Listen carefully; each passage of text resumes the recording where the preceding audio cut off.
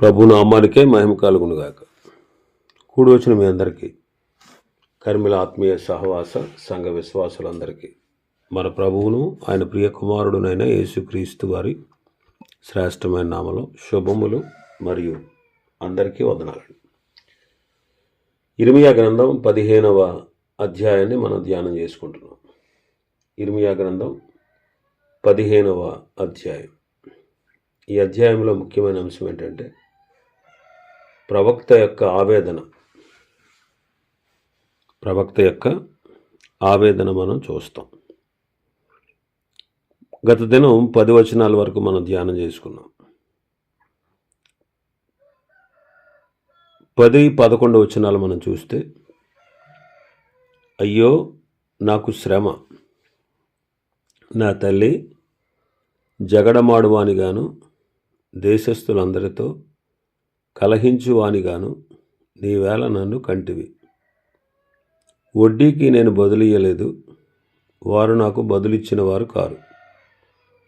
అయినను వారందరూ నన్ను శపించుచున్నారు. ఇర్మియా ప్రసంగాలు ఖండితమైనవి కాబట్టి ఇర్మియా ప్రసంగాలంటే ప్రజలు ఇష్టపడేవారు కాదు.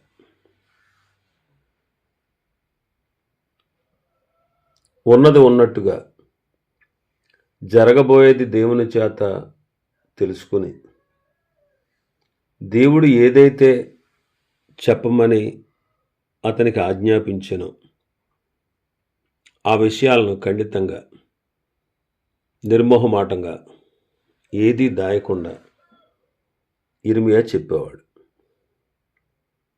అందువల్ల ప్రజలు అతన్ని శపించేవారు. మరి దేవుని యొక్క వాక్యాన్ని మనం ముఖస్థుతిగా కాకుండా, మనుషులను సంతోషపెట్టే వారంగా కాకుండా, దేవుని వాక్యంలో ఉన్న సత్యాన్ని ఉన్నది ఉన్నట్టుగా మనం బోధించాల్సిన ఆవశ్యకత ఉంది. పౌలు గారు ముఖస్థుతి మాటలు మాట్లాడలేదు. అందుకే గలతీ పత్రికలు అంటారు, 1వ అధ్యాయం 10వ వచనం చదివితే, ఇప్పుడు నేను మనుషుల దయను సంపాదించుకొని చూచుచున్నానా, దేవుని దయను సంపాదించుకొని చూచుచున్నానా? నేను మనుషులను సంతోషపెట్టకూర్చున్నానా? నేను ఎప్పటికీ మనుషులను సంతోషపెట్టువాడనైతే క్రీస్తు దాసుడను కాకయే పోవదును అంటాడు. తిమోతి 2వ పత్రిక 4వ అధ్యాయం 2-3 వచనాల్లో పౌలు గారు తిమోతితో అంటారు, వాక్యమును ప్రకటించుము, సమయమందును అసమయమందును ప్రయాసపడుము, సంపూర్ణమైన దీర్ఘశాంతముతో ఉపదేశించుచు, ఖండించుచు, గద్దించుచు బుద్ధి చెప్పుము. ఎందుకనగా జనులు హితబోధను సహింపక దురద చెవులు గలవారై తమ స్వకీయ దురాశలకు అనుకూలమైన బోధకులను తమ కొరకు పోగు చేసుకుని సత్యమునకు చెవినివ్వక కల్పనా కథల వైపునకు తిరుగు కాలము వచ్చును అంట. వాక్యమును ప్రకటించు, సమయమందు అసమయమందు ప్రయాసపడు, సంపూర్ణమైన దీర్ఘశాంతంతో ఉపదేశించు, ఖండించు, గద్దించు, బుద్ధి చెప్పు. మనం దేవుని వాక్యాన్ని ఉన్నది ఉన్నట్టుగా, సత్యాన్ని సత్యంగా ప్రకటించాలి. కలిపి చెరుపు బోధలు, ప్రజలను సంతోషపెట్టే బోధలు మనం చేయకూడదు. దేవుడు తన లేఖనంలో ఏ సత్యాన్ని అయితే బోధించారో ఆ సత్యాన్ని మనం బోధించాలి ప్రజలకు. ఇర్మియాకు ప్రజల ద్వారా మెప్పు కలగట్లేదు, వారు శపిస్తూ ఉన్నారు. పౌలు గారు కూడా ప్రసంగించినప్పుడు దూషణ ఎదురైంది. అలాగే అతన్ని చంపడానికి కూడా ప్రయత్నాలు చేశారు. అపొస్తలుల కార్యములు 13వ అధ్యాయం 45వ వచనం. యూదులు జనసమూహమును చూచి మత్సరంతో నిండుకొని దూషించుచు పౌలు చెప్పిన వాటికి అడ్డము చెప్పారు. 14వ అధ్యాయం 19వ వచనం చదివితే, అంతియొకయ నుండి ఈకొనయ నుండి యూదులు వచ్చి జనసమూహమును తమ పక్షంగా చేసుకొని పౌలు మీద రాళ్ళు రువ్వి అతడు చనిపోయినని అనుకుని పట్టణము వెలుపలికి అతన్ని ఈడ్చిరి. కాబట్టి వాక్యంలో ఉన్నది ఉన్నట్టుగా సత్యాన్ని మనం ప్రకటించాలి. సత్యాన్ని మనం ప్రకటించినప్పుడు వ్యతిరేకతలు ఎదురవుతాయి. మనుషులు ఏదో అనుకుంటారు, వాళ్ళు అనుకున్నదే కరెక్ట్ అని భావిస్తారు. కానీ వాక్యం ఏం చెప్తుందో ఆ సత్యాన్ని మనం ప్రకటించాలి.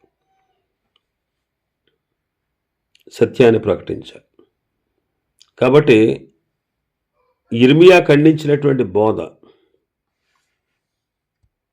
ఇర్మియా గ్రంథం 26వ అధ్యాయం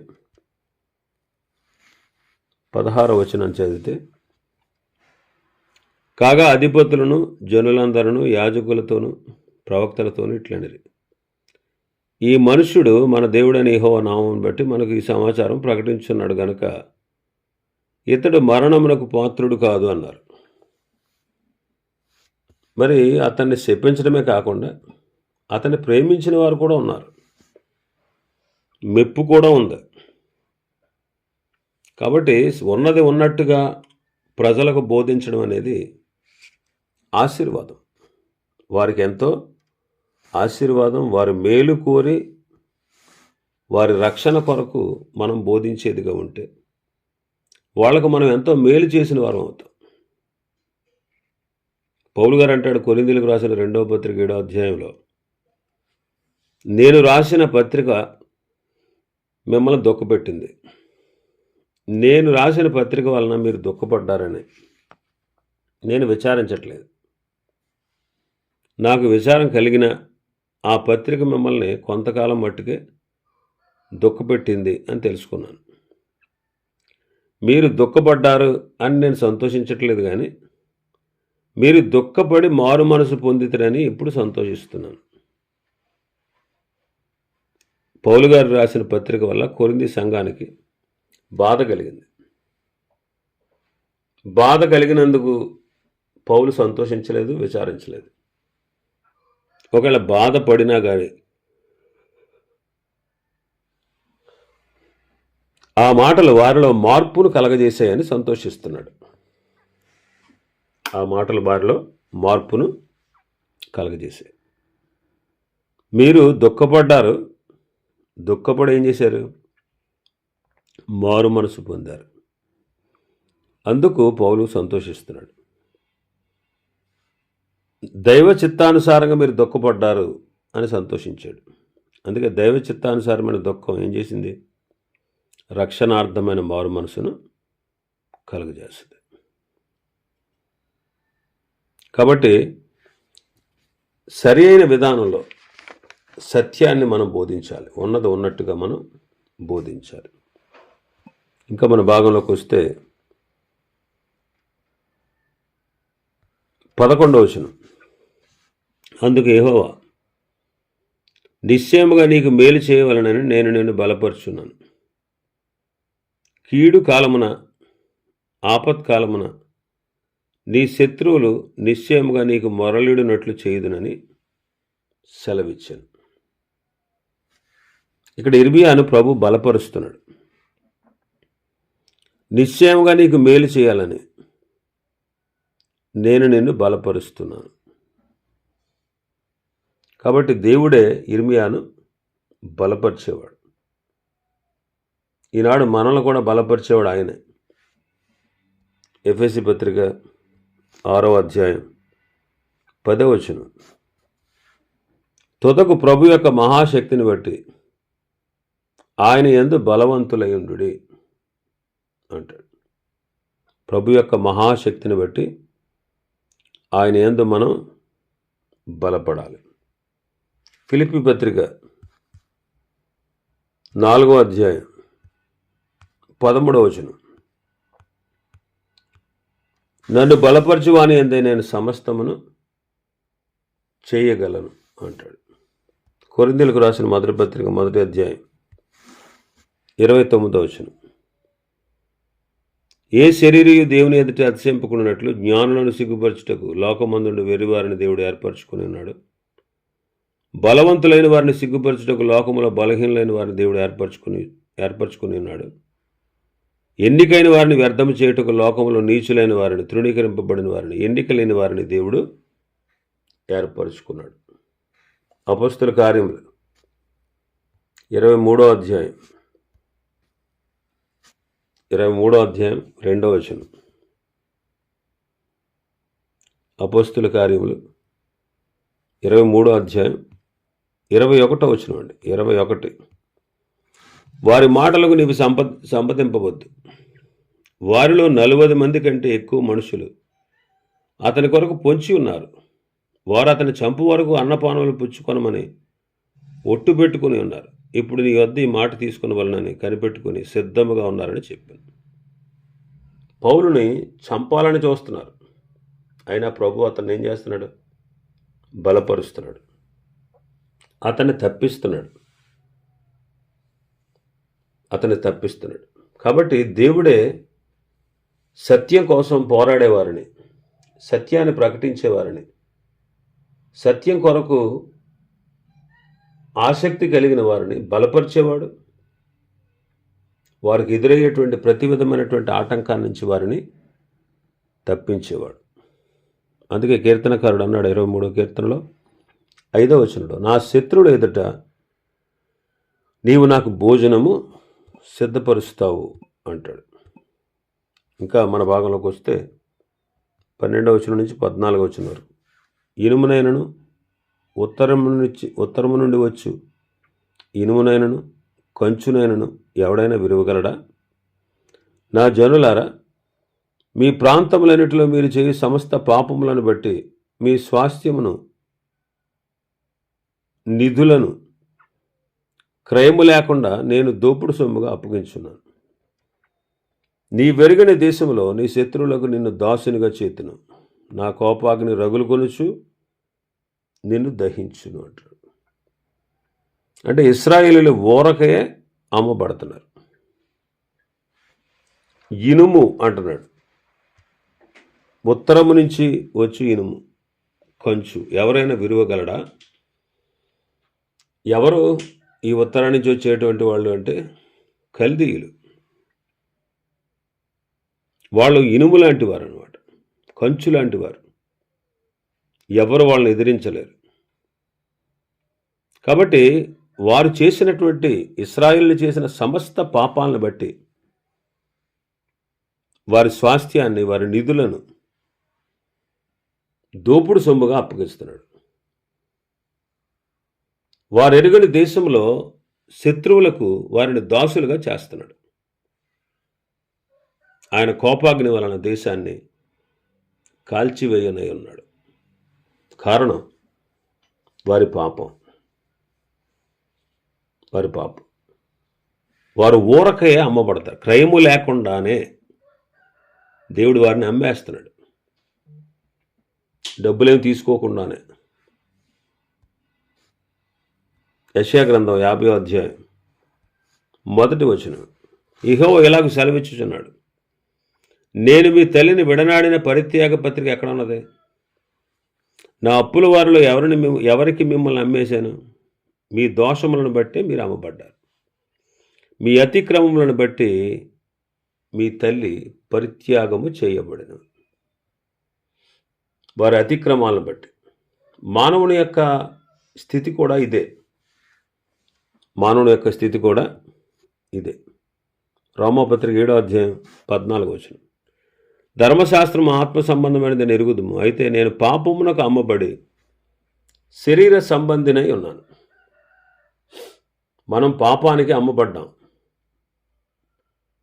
మరి ఎవరిది పాపం అంటే రోమపత్రిక 5:12 ప్రకారం ఒక మనుషుని ద్వారా పాపము ద్వారా మరణమును లోకంలోనికి ఎలాగూ ప్రవేశించినయో అంటాడు. మరి ఇట్టి పాప దాస్యం నుంచి ప్రభువైన యేసుక్రీస్తు వారు తన రక్తముతో మనల్ని కడిగి శుద్ధి చేసి ఆయన మనల్ని స్వతంత్రులుగా చేశాడు.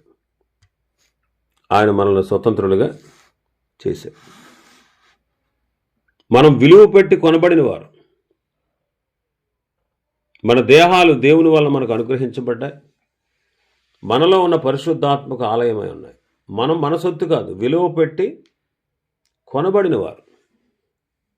కనుక మన దేహాలతో మనం ప్రభువును గణపరచాలని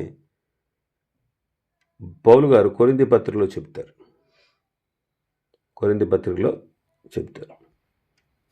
ప్రకటన గ్రంథం 5వ అధ్యాయం 9-10 వచనాలు చూస్తే, ఆ పెద్దలు, నీవు ఆ గ్రంథమును తీసుకొని దాని ముద్రలు విప్పుటకు యోగ్యుడు, నీవు వధింపబడిన వాడవై నీ రక్తం ఇచ్చి ప్రతి వంశములోను ఆయా భాషలు మాట్లాడే వారిలోను ప్రతి ప్రజలోను ప్రతి జనములోను దేవుని కొరకు మనుషులను కొని మా దేవునికి వారిని ఒక రాజ్యముగాను యాజకులుగాను చేసితివి గనుక వారు భూలోకమందు ఏలుదురని క్రొత్త పాట పాడుదురు.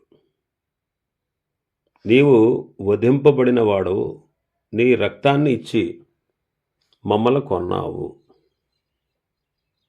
మమ్మల్ని దేవునికి ఒక రాజ్యముగాను యాజకులుగాను చేసేవాడు. కాబట్టి మనం ఒకప్పుడు పాపదాస్యంలో పాపానికి అమ్మబడ్డాం. ఊరకనే మనమేం చేయని అవసరం లేకుండానే ఒక్క మనుషుడైన మొట్టమొదటి మానవుడైన ఆదాము ద్వారా మనం అందరం పాపులం. యేసుక్రీస్తు ద్వారా మనం అందరం ఉచితంగా నీతిమంతులుగా తీర్చబడతాం.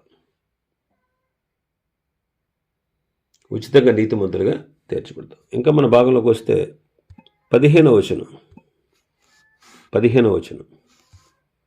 యెహోవా నా శ్రమ నీకు తెలిసే ఉన్నది, నన్ను జ్ఞాపకం చేసుకును, నన్ను దర్శించు, నన్ను హింసించు వారికి నా కొరకై ప్రతిదండన చేయము.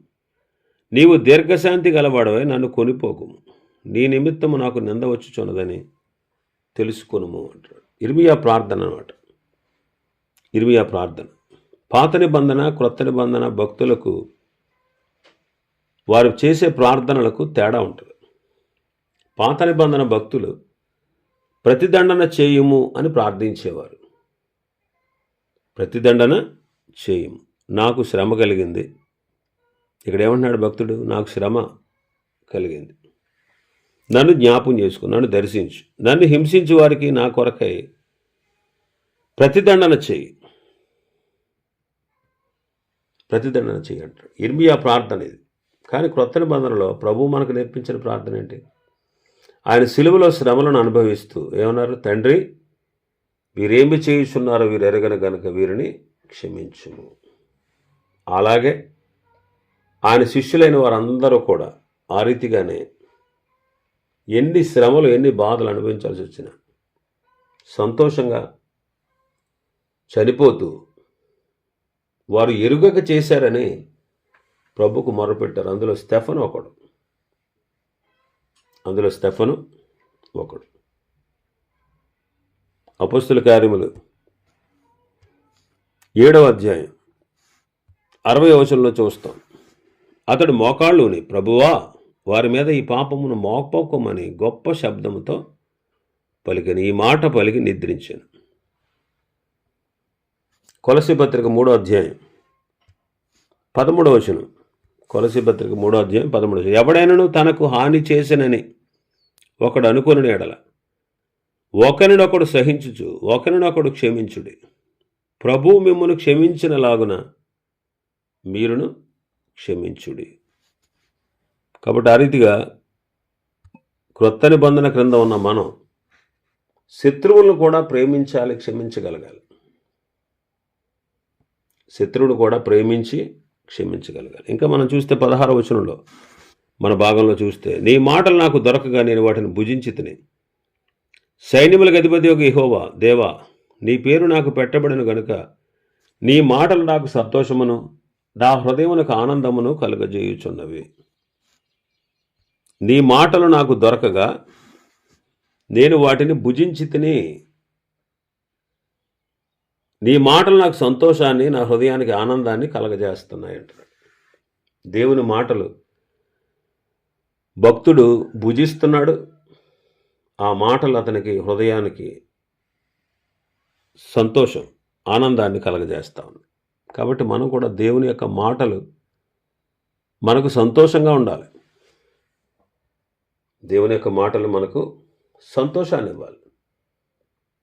దేవుని మాటలు, ఎందుకంటే వాక్యం మనకు సంతోషాన్ని ఇస్తుంది. బాధలు ఇదే మనకు నెమ్మదినిస్తుంది. వాక్యం మనల్ని బ్రతికిస్తుంది. నీ వాక్యం నన్ను బ్రతికించి ఉన్నది. నీ వాక్యము నా పాదములకు దీపము, నా త్రోవకు వెలుగై ఉన్నది అంటాడు భక్తుడు, కీర్తనకారుడు. కాబట్టి దేవుని వాక్యం మన జీవితాలకు ఎంతో మేలు చేసేది. కాబట్టి ఆయన మాటలు మనకు దొరికినప్పుడు మనం వాటిని భుజించాలి. ఇంకా 17వ వచనంలో చూస్తే, సంతోషించి వారి సమూహంలో నేను కూర్చుండలేదు, నేను ఉల్లసింపలేదు. కడుపు మంటతో నీవు నన్ను నింపి ఉన్నావు గనుక నీ హస్తమును బట్టి నేను ఏకాకినై కూర్చుంటిని. మరి ఇర్మియా ఒంటరిగానే ఉన్నాడు. అందరూ అతనికి వ్యతిరేకులే. మరి వారు దేవునికి వ్యతిరేకమైన కార్యాలు చేస్తాం ఇర్మియా చూసి కోపం తెచ్చుకునేవాడు. వారిని చూసి బాధపడేవాడు. వారితో ఎన్నడూ అతడు కలవలేదు. అతను ఏకాకిగానే ఉన్నాడు. ఇంకా మనం చూస్తే 18వ వచనంలో, నా బాధ ఎలా ఎడతగినదాయను, నా గాయము ఎలా ఘోరమైనదాయను, అది స్వస్థత పొందకపోనేలా. నిశ్చయముగా నీవు నాకు ఎండమావుల వదువా, నిలువని జలమ వదువా అంటాడు. ఎంతో బాధపడుతున్నాడు. దేవుడు అతనికి అప్పగించిన పని అదే, ప్రజలను హెచ్చరించడం, ఖండించడం, వారిని గద్దించడం, వారికి బుద్ధి చెప్పడం, వారిలో ఉన్న లోపాన్ని ఎత్తి చూపడం, వారు చేసేటువంటి హేయ క్రియలు వారికి తెలియపరచడం. ఇది ఇర్మియా యొక్క పని. కాబట్టి అతనికి సంతోషం లేదు. అతనికి బాధే కలుగుతుంది, గాయాలు కలుగుతున్నాయి.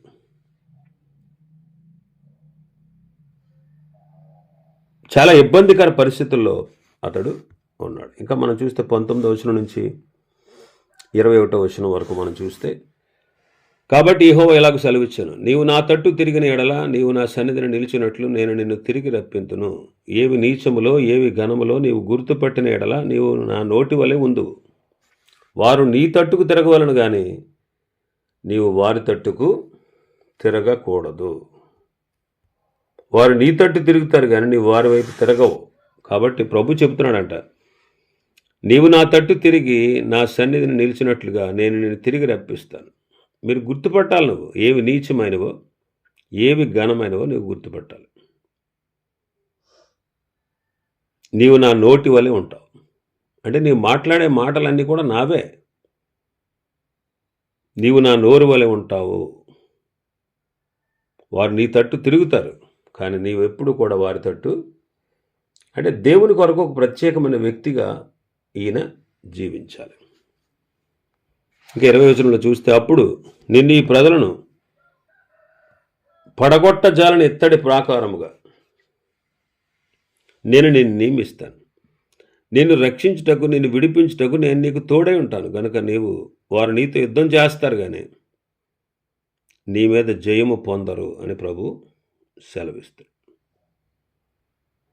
దుష్టుల చేతిలోంచి నేను విడిపిస్తాను, బలాత్కారుల చేతిలోంచి నేను విడిపిస్తానని ప్రభు ఇర్మియాతో మాట్లాడుతున్నాడు.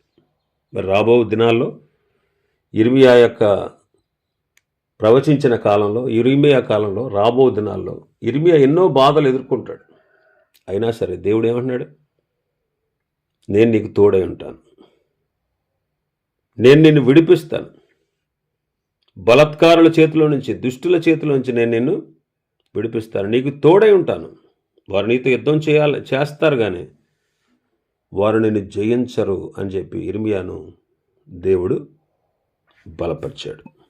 ఇవి ఈ అధ్యాయంలో ఉన్నటువంటి విషయాలు. ప్రభు చిత్తమైతే మరొక అధ్యాయాన్ని రేపు దినం ప్రారంభించుకుందాం. దేవుడి వర్తమాన వాక్యాన్ని మన వినికిడిలో ఆశీర్వదించును గాక. ఆమేన్.